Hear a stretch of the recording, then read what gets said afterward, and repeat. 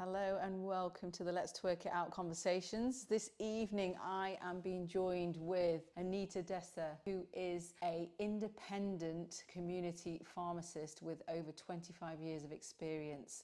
She's got fantastic insight into some topics that might be of interest to the parents out there, parents of teens in particular. So we're going to get started with some questions. So Anita, what are some of the common issues or questions that you get from your teenage patients? The topics that I get asked a lot about are contraception, emergency contraception, skin conditions, skin treatments, needles for steroid packs in young men, period delay, safe sex. Yeah. Sexually transmitted infections. Young people. Yeah. This is why we need to talk about it. Definitely. And I just don't think parents talk to their children when they are young enough. Because I'm seeing 13-year-olds coming in for emergency contraception. Gosh. And it is surprising, but now I'm so used to it. Not surprised anymore. No. And because I've got 3 young girls, I'm prepared for it. Yeah. So have you ever encountered any problems with a teenager misusing or misunderstanding like medication? I do see a lot of young girls buying laxatives. Yeah. And you tend to see the signs and the skin, and they're buying repeat purchases of laxatives. Gosh. So it's quite difficult because it's all to do with body image, it's all to do with stress, anxiety. Teenage boys coming in asking for Viagra because they think they're suffering with erectile dysfunction, when really it's perhaps they're overworked, they're stressed, nervous, or perhaps it's just a dip in testosterone levels, and that can easily be fixed because that causes a lower libido. It causes stress, it causes tiredness. So there's lots of different things that they can come to the pharmacist for, which a lot of people just don't know about. No. Do you reassure them at that point then that might not be what they need? Because it's highly unlikely, guys, that you're going to need this. You're very young. Yeah. And when I do explain that, you can see the weight's lifted. Yeah. So it's lovely to build that rapport and have that patient come back and say, thank you. Do you ever refer teens to other services or professionals for mental health? There have been times when I have had to refer young adults to other healthcare professionals because I am concerned, I have duty of care, and it's safeguarding. Yeah. So if I do see evidence of self-harming, if I see evidence of addiction, I have spoken to local services, which I speak to directly and make an appointment. And if I need to, and I feel that that patient is at harm, would have to speak to parents. Yeah, and they're reaching out, aren't they? It's almost like a cry for help. You know, they're speaking to someone that's impartial. That's why these services are so important. But again, parents don't know that their children are going out speaking and being open with another adult. That's not them, you know. But I know. We all know this. It's hard to speak to, you know, your parents and someone so close to you. And it is quite sad because if we don't catch it in time, I do see the other side. Oh, that's sad. So, but it's the reality. Yeah, and we see patients that coming in where they are already hooked. It is too late. Yeah. We're just providing them with a substitute for euphoria. For example, methadone, Subutex. And it usually starts off with a cry for help, social circumstances, loss of a job, issues with family. Their euphoria is so much heightened than adults. So once they experience that, then they are hooked. It depends if they've got an addictive personality. And if they've got an addictive personality,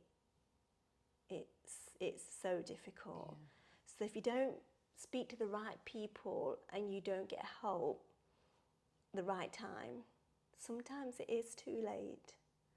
So I think as a pharmacist, it's so important to make sure that these individuals are heard and they are referred quickly to the right help. So we're more like a bridging service. And have more direct contact with other health professionals. And we can make an appointment and we can emphasise and say that this patient needs help straight away.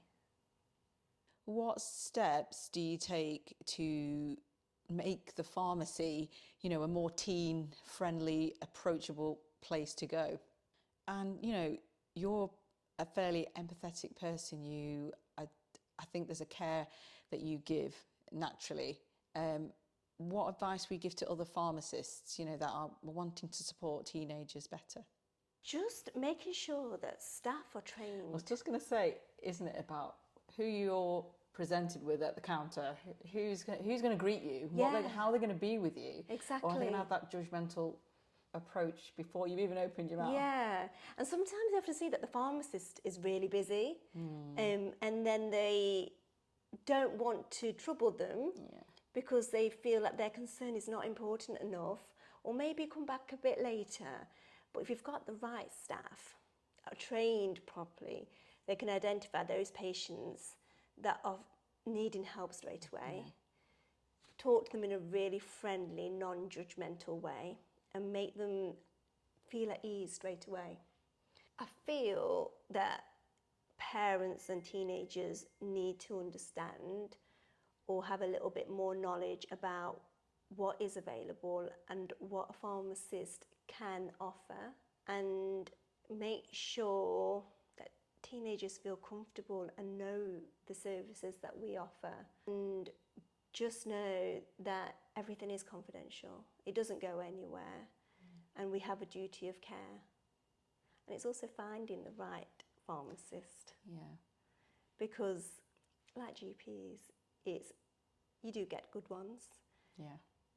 And then you get some not so good ones, and you don't have such a good experience. And we're not all the same. No. That we do care. And because if you put yourself in their shoes, it's so much easier. Because we've all been there. We've all been teenagers. And we know how we think. We want to be noticed. We want our health concerns to be recognised. I just think there's lots of knowledge that needs to be gained, and there's so much information out there. Speaking to healthcare professionals and having those chats, informal chats with your children, because they are so young and you'll be surprised how much they already know. I was just going to say that. And their hormones are developing much quicker than you think. So do teenagers ever come to you with sensitive or personal health concerns, and how do you handle those conversations? A lot of teenagers come to me. You're approachable. Because, and smiley. And also because it's such an informal environment, if they don't know me, then it makes it easier.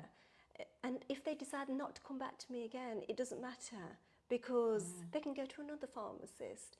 But we have private consultation rooms, and I always make them feel heard, because no concern is too little. And just being non-judgmental and just listening to them. And often it's a tiny concern, which I hear all the time, and I have to keep reminding them that this is absolutely normal, and I hear it all the time, and we can fix it. And sometimes I am an adult, the first adult they speak to about anything sensitive or private. So, and then if you build that rapport, they tend to come back to you, ask you when you're in again. And a lot of it's emergency contraception in young girls. Sometimes young men come, But with regards to safeguarding, we have to have the patient in. Have you noticed an increase in any mental health issues, anxiety or depression amongst teenagers? Yeah, it has increased since post-pandemic. Yeah. Only because people are not socialising. They're spending a lot of time on their phone, and it's causing stress, it's causing anxiety. A lot of teenagers come in asking for supplements to help them sleep, or if they're stressed with their exams.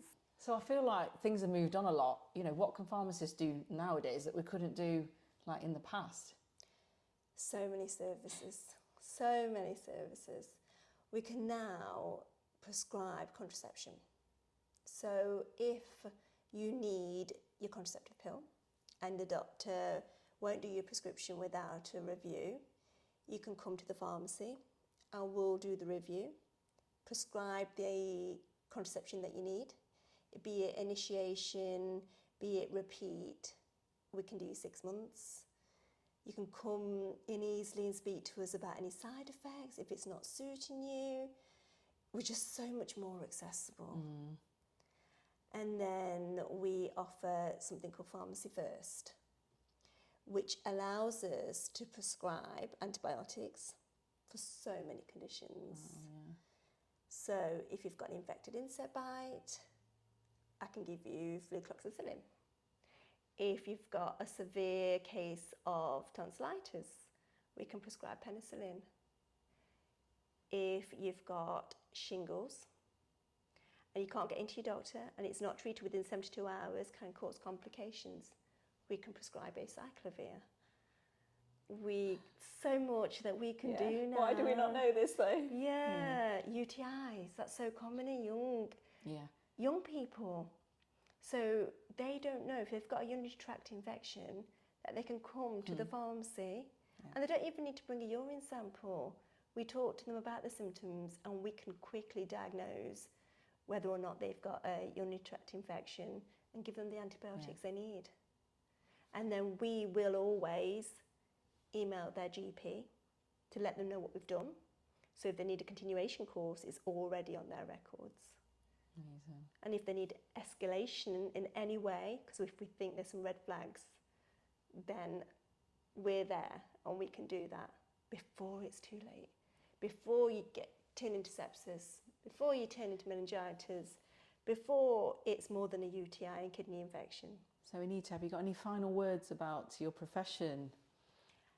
I just feel like pharmacists are such an underutilised but valuable profession, and people need to know more about what we can offer.